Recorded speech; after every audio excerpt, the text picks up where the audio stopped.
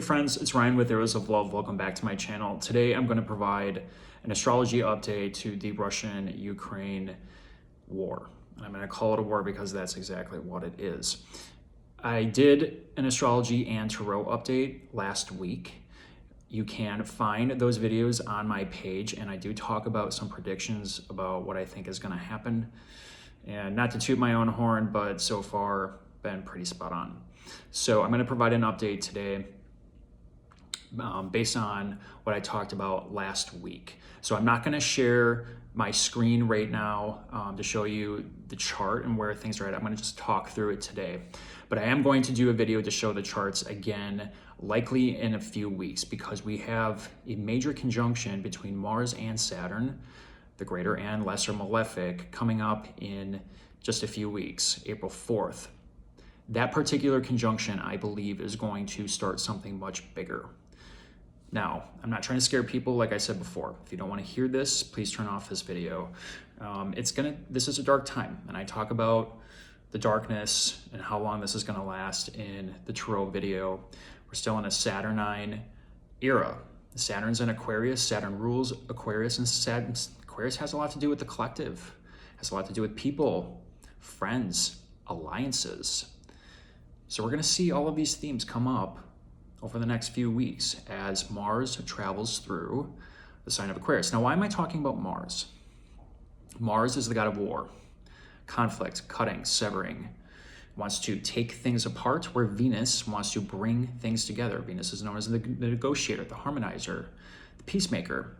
And over the last few weeks, Venus and Mars have been traveling together in the sign of Capricorn, where Venus did her retrograde cycle and ended just a few weeks ago. So I'm going to talk a lot about Venus retrograde because I see some parallels as I've been doing some research between Vladimir Putin and Adolf Hitler. And I'm going to do a comparative analysis of the two and their natal charts. There are striking similarities between the two. Now, I do believe in reincarnation, and I think I can make a really good case as to Vladimir Putin and Adolf Hitler. Now, there will be people that are naysayers, as always, but when you see the charts together and the personal planets and where they are at and the similarities between the two charts, you can draw your own conclusions, but it's pretty scary stuff, to be quite honest. So today I'm going to talk about what's going on, where are we going, and what can we expect. Now, again, I talked a lot about Venus and Mars conjoined in Capricorn. Capricorn is the sign of government, the economy, structures, the past. So you can see where a lot of this action is taking place. And Saturn rules Capricorn. Saturn is the greater malefic. It's a dark sign. It's known as a sign of hardship. It's known as a sign of war in Vedic and sidereal astrology. Venus and Mars just crossed over the exalted degree of Mars in Capricorn, which is 28 degrees, just a few days ago. Now Venus and Mars are in the sign of Aquarius. They just passed over Pluto, and now Venus is starting to separate from Mars. So they travel together. After Venus's retrograde cycle, she slows way down all the way to 11 degrees of Capricorn. She stops in the sky, and that's where we started to see tensions really starting to build. And then Mars comes in, and Mars was in Sag, cruising along, meets up with Venus as she starts moving forward again, stations direct, and then they move together in the sign of Capricorn for the last couple of weeks, and now they've entered the sign of Aquarius. The sign of the collective, groups, people, friends, alliances, hopes, wishes, and dreams, and the future. And this is where Saturn is currently sitting. Venus is now speeding up. She's gaining speed again, and she's going to separate from Mars and start cruising towards Saturn. Saturn right now is sitting at about 19 degrees of Aquarius, and Venus and Mars are at about 1 degree. They just entered the sign of Aquarius. Now, in Western astrology, when we have a conjunction of two planets, oftentimes you'll hear astrologers talk about the mixing of the two, bringing together, separating. Mars and Venus are archetypal opposites. They rule opposite signs. Mars rules Aries and Scorpio. Venus rules Taurus and Libra. Now, it's interesting because when we think about Vladimir Putin, we're pretty sure that he is a Scorpio rising, which means he's ruled by Mars. That is his ascendant planet, his ascendant lord, his ruling planet, essentially. So let's talk about Vladimir. Vladimir is a former KGB agent. He has this very secretive, dark quality to him. He uses psychological tactics with a lot of his opponents and even his allies. That's a very scorpionic quality, something lurking beneath the surface always. And he has this sense of knowing everyone's purpose. That's very Scorpio. But Mars also rules Aries, which is known as the warrior, energy, inertia, going forward. Aries is very much known for conflict. Aries loves a good argument. So we've seen the warrior come out in Vladimir, and we've also seen this secretive dark quality come out in him too. That's that Scorpio coming out. So now Mars went through the sign of Capricorn where it's exalted, and that's where we see Mars become more of the strategist. And we've seen a lot of strategy with Vladimir Putin over the last month or so, lining up all those troops at the Ukraine border. Now we're talking about a ceasefire. And I talked about potential hope coming in right around this time, and I'll get to that with the astrology, but we're seeing glimmers of hope here. But the thing is, I think it's still too early to tell exactly what's going to happen. I think the ceasefire is, frankly, a chance for civilians to get out, even though there's been a lot of reports about some atrocities happening to Ukrainians trying to cross the border into Poland. And other countries. So it's disheartening to see that. It's really difficult to watch it on the news, quite frankly. So we're seeing all of this happen now. It's a ceasefire. It's this glimmer of hope. Maybe something happens. The peace talks are still happening, right? And I've talked about that. That was right around the time that Mercury conjoined with Saturn in the sign of Aquarius. Now, again, when we see conjunctions, and at least in Western astrology, the two blend. You get something a little bit different. In Vedic astrology, when we have two conjunctions, it's a planetary war, quite frankly. And this 28th degree of Capricorn is the exalted degree of Mars. And we just passed over that. Pluto is sitting there. Pluto is this planet of death, rebirth, power struggles, right at the 28th degree of Capricorn. It gave me a lot of heartburn. It still is. We see these relentless attacks coming down on the Ukraine. And we're just not out of it yet because Mars is now going to come up to a conjunction with Saturn. And Mars-Saturn contacts have historically not been good, especially in the sign of these latter signs of the zodiac. So we've seen a lot of problems with Mars-Saturn contacts. It's the greater and lesser malefic, cutting, severing, Mars, war, Saturn, insiders and outsiders, karma, death, decay, age, old age. The two together, they do not produce good things. It gives a lot of energy though. It's the gas pedal and the brake coming together all at once, and it's going to create a lot of problems, in my opinion. So again, this isn't trying to scare anyone, but we're moving towards some really difficult, very difficult times. So Mars and Venus are separating slowly but surely. But here's the thing. Venus is now going to be in between, we call it an enclosure between Mars and Saturn. So she's going to be caught in between the greater and lesser malefic for the next few weeks. And that's difficult. That means Venus isn't getting any support. It means that Venus is trapped. And Venus is the peacemaker. Venus is the harmonizer. She rules Libra and Taurus. So Venusian-like things are going to take a little bit of a plummet over the next few weeks. We've seen this ceasefire. This really started around the time of the new moon, and I talked about the new moon in the last two videos. And the reason why this particular new moon, and it happened to be in Aquarius, again, the sign of the collective, people, The reason why this particular new moon was important, and it happened on March 2nd, when we started to see news of ceasefire, trying to get civilians out of the Ukraine, is because the new moon, which is a conjunction between the sun and the moon, was right on expansive, lucky, optimistic, hopeful, faith-oriented Jupiter in the sign of Pisces. And Pisces is this sign of healing and compassion, but it's also a sign of delusion. It can be nebulous, it can even be deceitful at times too.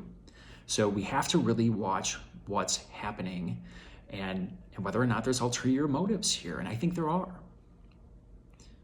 Vladimir Putin is not getting these civilians out because he intends to save the Ukraine. I think he intends to flatten it, be quite honest. And this goes back to this Mars-Saturn conjunction, which is going to happen on April 4th in the sign of Aquarius. It's gonna rock our world. I want people to be prepared for this. It's gonna rock us. And it's not gonna be just the Ukraine. I think it's going to rock the entire world. So, this is where we're at. Here's the thing. We are coming up to a point in history, and I've talked about this before too, that I think we're going to see some type of resolution, or at least a momentary resolution. And the reason for that is that once Venus gets past this enclosure between Saturn and Mars in the sign of Aquarius, she's going to meet up with Jupiter, Neptune at her exalted degree of 27 degrees of Pisces right around the end of April.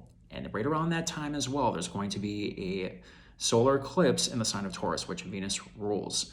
This is massive Venusian energy. Massive. We haven't seen anything like this in a very, very long time.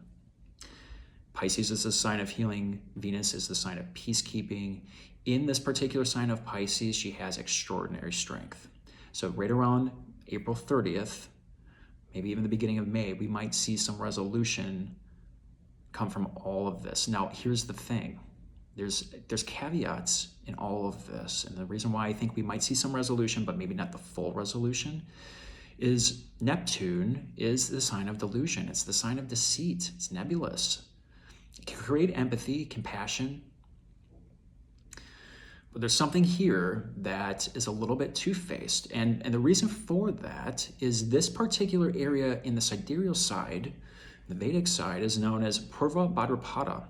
And the deity that rules this area is known as the two-faced man. So you can draw conclusions here as you see fit. I think it's an exposure of some type, perhaps. Maybe it's an ally that flips. Perhaps it's an exposure to Vladimir Putin, and this is it. And people see him for what he really is. There's multiple ways that this could possibly come out.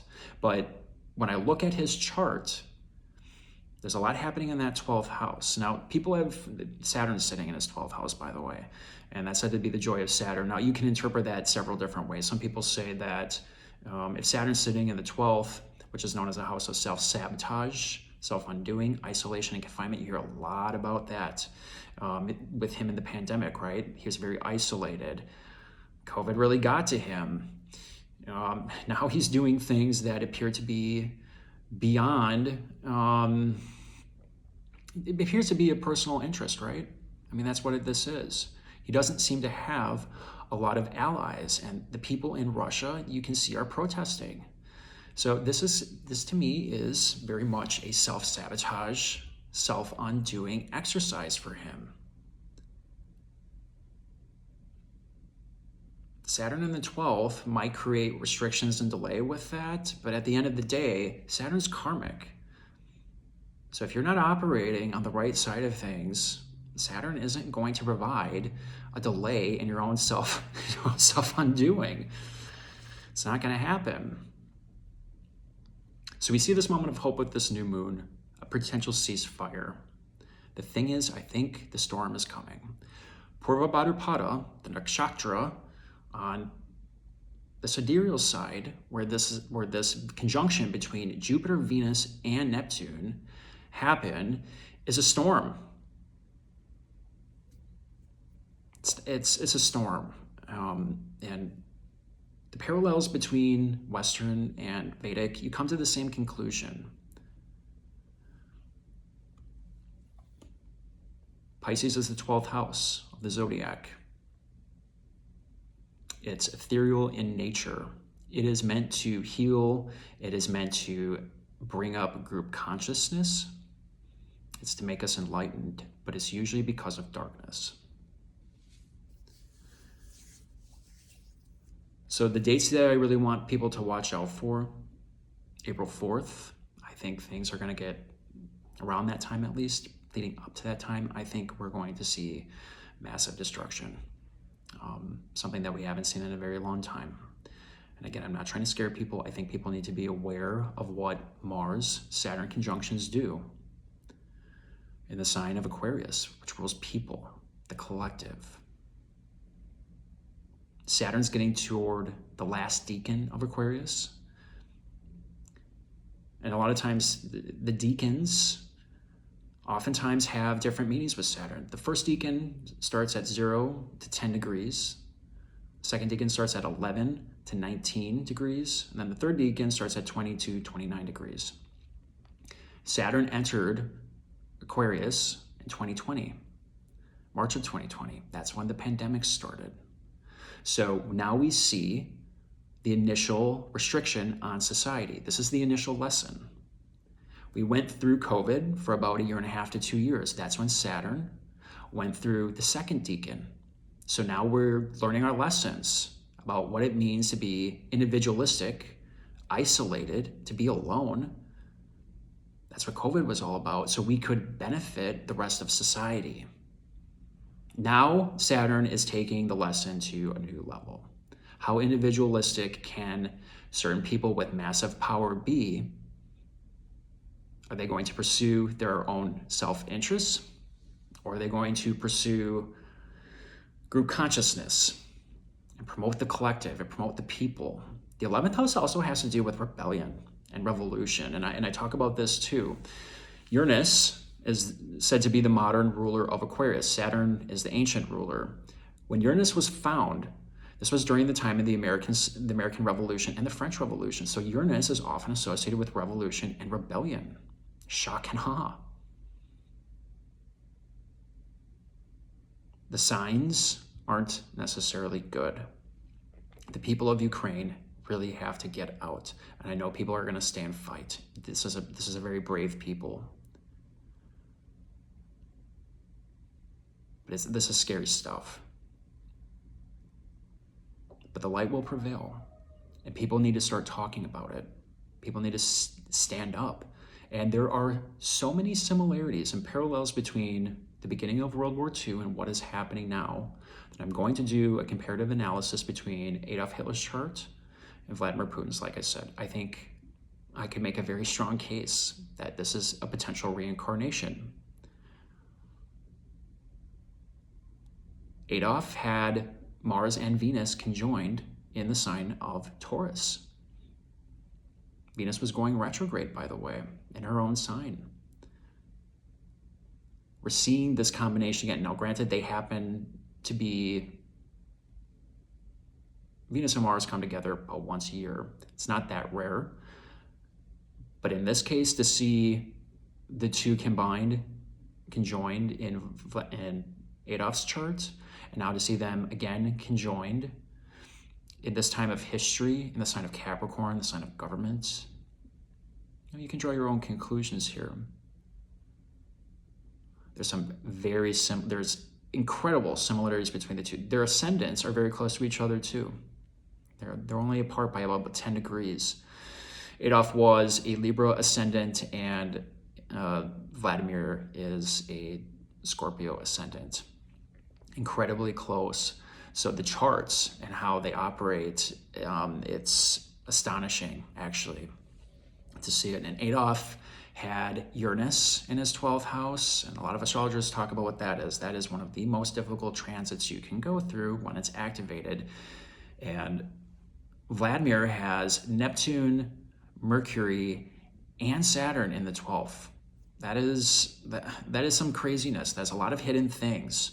That is a lot of hidden communication, hidden motives, potentially hidden allies, because part of that 12th house is also in Libra. So maybe it's an ally that turns to a potential enemy at some point, because that 12th house is known as evil spirit. Again, I don't sugarcoat this, because I don't think it's worth anybody's time. It's known as evil spirit. There's things there that could potentially take him down, and it's from potentially past life karma. So we'll talk about all of that. I'm working on the analysis. It might take me a few more days, but it will be worth the watch. Trust me on that. So we're coming up to two very important dates. April 4th, Mars-Saturn conjoined in the sign of Aquarius. And then we also have this Jupiter-Neptune-Venus conjunction at the exalted degree of Venus toward the end of April 30th. So we have a few months to go before we start seeing any potential resolution. Now, here's the thing. We're going to continue to watch Mars for the entire year, because that's what Vladimir, that's what rules Vladimir. That's the planet that rules him, because he's a Scorpio rising. The thing is, Mars is eventually going to conjoin Uranus in the sign of Taurus, and it's all going to be conjoined with the North Node during that time. If you're following the Western system, if you follow sidereal, sitting in Aries, the sign of the warrior, war. So when we see something like this, shock and awe, unstable Uranus, you can try to predict what Uranus is going to do, but it's unpredictable. It's also a sign of electricity. And now you're adding Mars on top of it in the sign of Taurus, where Mars is debilitated on top of it. We could see a resurrection of what we're seeing now. Perhaps it's expanded. Perhaps it goes bigger than what it was before. That's why I'm thinking right around that time of April 30th, when I'm saying there could be a potential resolution, we have to watch for some deception. We have to watch for nebulous behavior, confusion, haze. If something doesn't feel right here, probably means it's not. And that's because Neptune's involved. But as Mars moves through this Pisces energy, moves into Aries, where it rules, that's a sign of the warrior. We got to be careful there. But really what it comes down to, when Mars gets into Taurus, where it's debilitated, Taurus wants to sit still, wants to dig in roots, where Mars wants to move. Those are competing energies. And then you throw Uranus into the mix. Ooh, that could be a big one. It could be, some people say, there could be some type of natural disaster, but we got to watch what Vladimir is doing too. He's ruled by Mars. We also have to watch China and what China's doing, because I still think they're involved in some way. Now, let's do a little bit of a history lesson with World War II. The parallels between the two. Adolf Hitler annexed Austria in the late 1930s. Vladimir Putin annexed Crimea just a few years ago. Nothing was done both times. There was a lot of complaining. There was some news about it, but ultimately nothing was done. We went back to this appeasement theory, not to set Vladimir Putin off. Did the same thing in the 1930s. Also, people don't know that early on in World War II, the Nazi army stalled.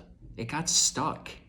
And I can't remember where I was watching it. It was either World War II in color or World War II in HD. There was an opportunity to take out the Nazi army, and it wasn't taken. We're seeing the same thing now. That stalled convoy, apparently it's moving again, but we're seeing so many parallels between the two.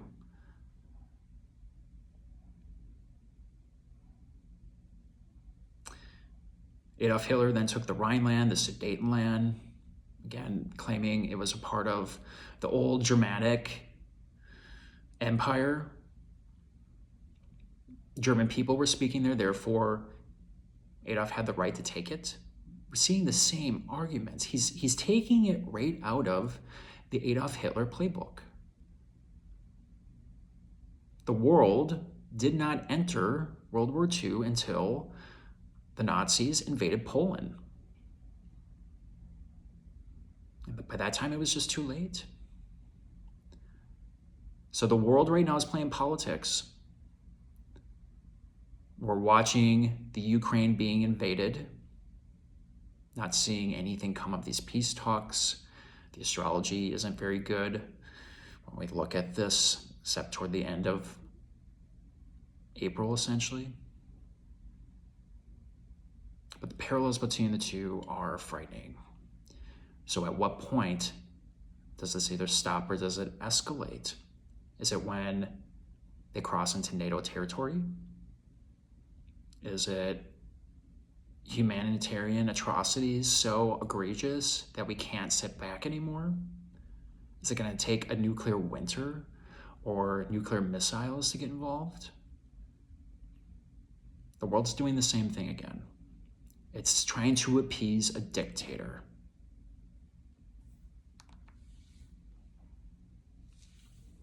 So what do? We can support our friends. We can support our family. We can take on these more Venusian qualities to find peace in our own lives because it's out of our control. We can pray and send positive energy to the Ukrainians and hope that our leaders step up because it feels like we're very much out of control right now. And it's taking me everything to step back from it because as an intuitive, as a reader, it's got me frightened. Human suffering on a level that could be unimaginable. So the astrology isn't great. Now the peacemaker is going to be enclosed between two malefics for the next couple of weeks. We have Mars coming up to this conjunction with Saturn, but we do have hope. We have hope.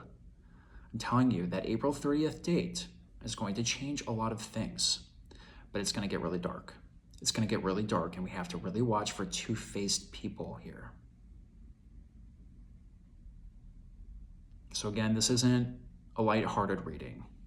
This isn't one that is going to make a lot of people feel good, but the word has to get out.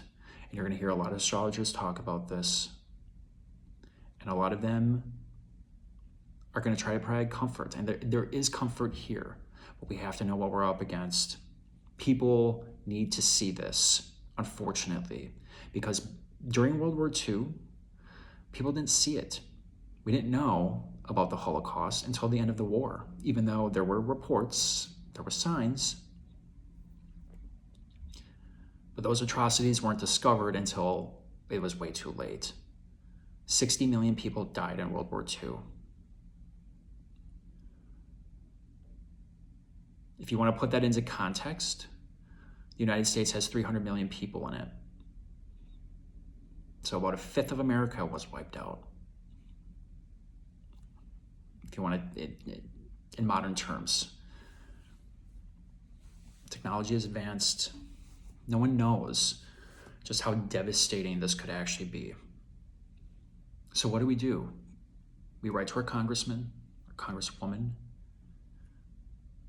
We pray for the Ukraine. We send positive messages, and we treat the people around us with more Venusian energy to bring peace and harmony, because people are really worried. People are really worried. So you can be a light worker, and you can bring peace and harmony to other people by treating them right, by trying to avoid conflicts, because this is also personal too. It's not just happening in the world stage. Venus and Mars together could also create conflict in your own life. And now that Venus is being enclosed, it's going to get really difficult, but we have to dig deep on this one. negotiate, compromise. Those are the biggest words we can have. Those are the biggest tools we have right now, is to try and find compromise, but we're dealing with a madman. We're dealing with a madman who's repeating all of these things that history's already taught us don't work. Authoritarian regimes have fallen in the past. I can't remember one that's managed to survive the test of time. There is one. There is one. It's the UK. But it's not an authoritarian anymore. It's the Queen's government. She is a sovereign, but there's a parliament, there's a prime minister. Power is shared here.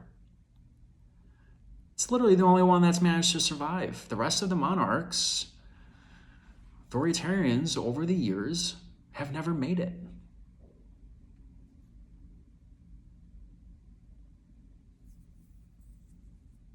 Are we going to give power to the people and let the people rule? Or are we going to give power to the hands of a few? And this is what Aquarius is all about.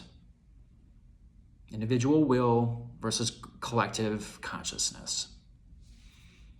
And now that Saturn is getting ready to leave that second decan and head into that third decan, these are the toughest lessons of all. It's restrictions on society that we maybe have never seen.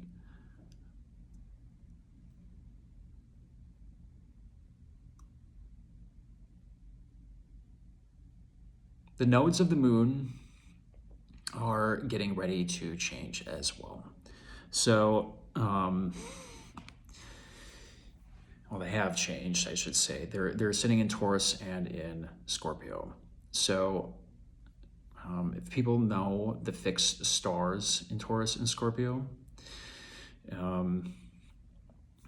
Aldebaran is associated with Taurus. It's the eye of the bull. It's known as Archangel Michael. It's associated with Archangel Michael. It's one of the brightest stars in our entire universe. And directly opposing it is Antares sitting in Scorpio. It's the giant red star. They oppose each other. It's the serpent and it's Archangel Michael. And the nodes are right around this point on the sidereal side. So right now we place them in Gemini, and I think it's the beginning of Sag on tropical, but on sidereal it's actually Taurus and Scorpio, and that's traditionally where they were. So it's dark and light forces. Like I said, we're in Saturn. We're in a Saturnine period. Saturn is very strong in his home sign of Aquarius. Saturn's the king right now. And he has another year to go. March of 2023 is when he finally moves out. And I think that's when we will start seeing some light. It's going to be a tough year, but I want you to get ready now. The nodes are karmic. The nodes are karmic. On the sidereal side, they're getting ready to leave the Taurus and Scorpio axis, and it's going to go into Aries and Libra. Sign of the warrior, sign of the other, partnerships. The Queen, by the way, her sun is at 0 degrees of Taurus, and the nodes on the sidereal side are getting ready to go cross right over there. So let's also pray for the Queen. She took the UK through World War II. That's when she assumed the throne, and it feels like we're about to repeat history, and we might not have Elizabeth around. I'm not predicting anything. I'm just saying, she's relinquishing a lot of her duties to Charles. And based on her astrology, the Queen's almost 100 years old. People are getting ready for this. We're going to see some shifts in world leaders over the next couple of months. If you watched my interpretation of Vladimir's natal chart, he had a series of, we had, which one was it?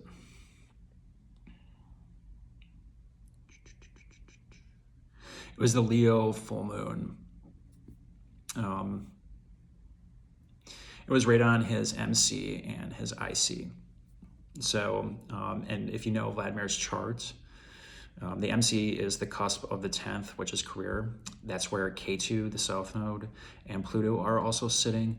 So when we see full moons on nodes of someone's natal chart, those are big endings and big beginnings. And Pluto, again, is death, power, riches, rebirth.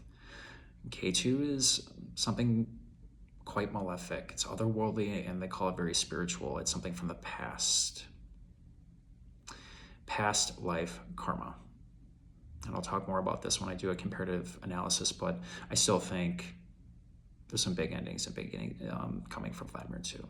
So we have, the world's going to switch. The world is going to look very differently in the next couple of years. And Pluto is getting ready to leave Capricorn. Pluto right now is sitting at 2749 of Capricorn. It's getting ready to leave. And it will leave by 2024. Capricorn is a sign of government. So we will see some major changes by the time Pluto leaves it. So think about it this way. The next couple of years are going to be transitionary years. You're going to see the world is going to look completely different. Completely different. So, like I said, not exactly the brightest astrology update, but I want people to be aware. Hope is coming, but the next couple of weeks could be really difficult and perhaps horrifying for some. So leave some comments. Let me know what you think. I am incorporating some of the sidereal aspects into here now because many people watch the sidereal side. And by the way, the two systems, they operate, the planets are where they are. It's just the signs that they're in that are different. And then sidereal astrology breaks down the signs into nakshatras, which there are 27. So they go a little bit further. So I'm going to try and incorporate that in here so you know. And I'm adjusting for the sidereal and the tropical side. So just know that when I talk about Pisces, this 27th degree of Pisces on tropical Western, that's actually in Aquarius on the sidereal side. So I'm accounting for all of that, so you guys have the most accurate read. The thing is, even if you do tropical or sidereal, if you're a good astrologer, you're going to come to the same conclusion. Doesn't change that much. So I wanted to get this message out to all of you, give you the update, draw some correlations between the astrology, what's happening in world events, and then the things that we saw back in the 1930s. By the way, that's where the nodes were. They were switching into these same areas back then. Difficult stuff ahead of us. And all we can do, again, is treat people around you with the most respect, be negotiating, be compromising, show love where you can, give some back because we're all gonna need it right now. I hope you enjoyed this video. I am going to do this comparative analysis between Hitler and Putin. Like I said, I'm working on the analysis now. I'm hoping to have that done by this week. And I got to figure out how I'm going to get this because I want to share my screen. I had some issues uploading last time. So with that natal chart interpretation, it flipped my screen. So the ascendant isn't usually where it's at when you read a natal chart. So I apologize for that. I'm going to try and have that fixed next time around because it does make it a little bit difficult to read. So again, leave some comments. Let me know if you like these videos. I'm going to get back to love. I'm likely going to do a single love video and then start incorporating some other stuff too. So this channel is going to change a little bit and I might actually change the name too. I'm kind of working on that, but I am going to still do love. I have a very strong Venusian chart. I have Venus and my Sun conjoined Cazimi within 11 minutes in Capricorn, and my moon is sitting over in Taurus as well. So I have an incredibly strong Venusian chart. So I watch what happens with Venus quite often, and I'll get into that down the road. And the reason why I'm bringing this up is Venus is a benefic planet. and we need all of the benefic energy we can get, and she's being enclosed. So it's going to be a challenging one. But we do have Jupiter sitting in Pisces, which is compassion and healing. So we have to just sit and wait and pray for the best. I hate saying that we have to resort to prayer, but there are other ways in which we can show love and respect and kindness to other people in our daily lives. And maybe that mitigates some of the ugliness in the world right now. That's what we can do. All right, until next time, I'll talk to you later this week. Take care.